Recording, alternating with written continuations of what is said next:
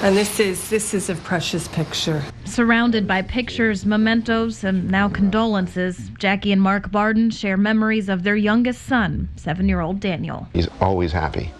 He really was always happy. And very sensitive, but always happy. It shows in the toothy grin he's flashing here, goofing off with big brother and sister James and Natalie at the beach, sharing a special moment with a cousin, and in that picture we all know all too well, shown after the shooting at Sandy Hook Elementary, Daniel missing his 2 front teeth. They didn't just fall out.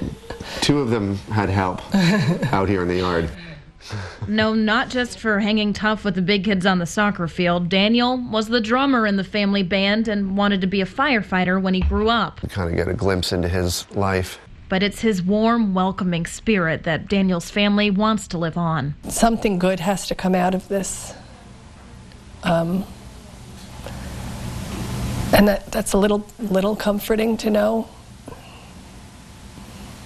Yeah, it's worth a try. His mom and dad say Daniel was known to leave a crowd to go sit with someone who looked like they needed a friend, lend a helping hand if a person had their hands full, or just hold the door for a stranger. A little gesture like that goes a long way. And so Daniel got that.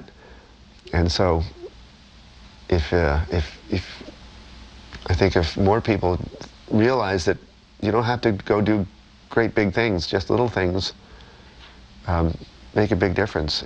You can do a lot of good with a little gesture. Turns out, those little gestures touch so many in this tight-knit community. It's incredible, the outpouring of support and generosity that we've been receiving. Like from Daniel's bus driver, Gary Wheeler.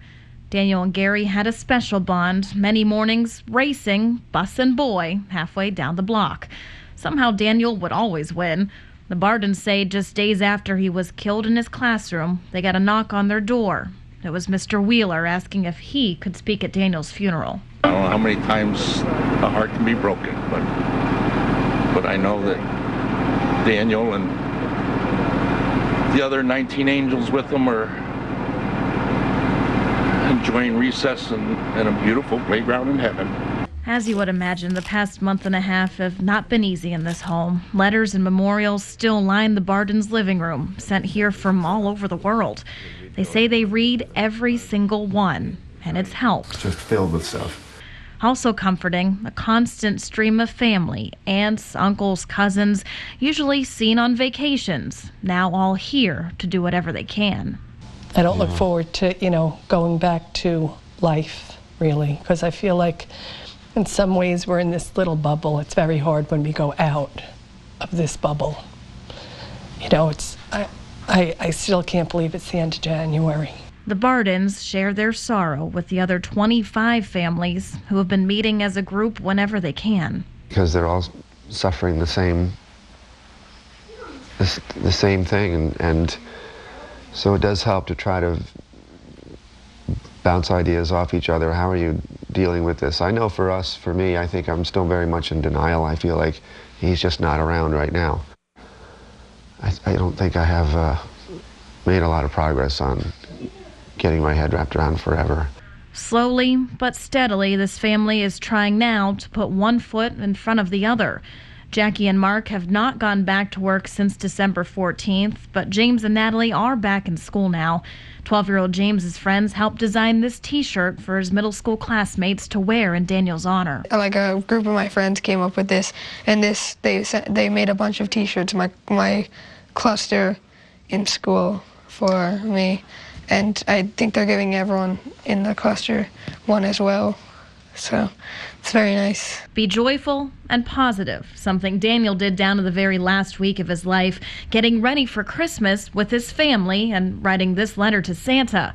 The only gift he wanted this year was to see Santa and his reindeer, and he made sure to include, "I love you." I think with all of the other issues here that need to be addressed, I think that is one of the most important and fundamental issues, is just cultural, philosophical. Slow down and be nice to people. What would Daniel do? That's what Daniel would do. And fitting with that message, the Barnes had these bracelets made up. They say, "What would Daniel do?" And they're giving them out like this in pairs because they want you to wear one and share one and do something in Daniel's memory. If you want to learn more about Daniel's spirit and his message, the best way is here on this Facebook page. Their niece made up in Maryland. It says, "What would Daniel do?" And people from all over the country are posting on it. Really small things that they're doing in Daniel's spirit. Also, the Barton Family Fund is set up online as well, and the Sandy Hook Promise, something the Bartons say they identify with. You can find all of these links on our website, WFSB.com, as well as the full interview with the Barton family. Kim Lucy, Channel 3 Eyewitness News. All right, Kim.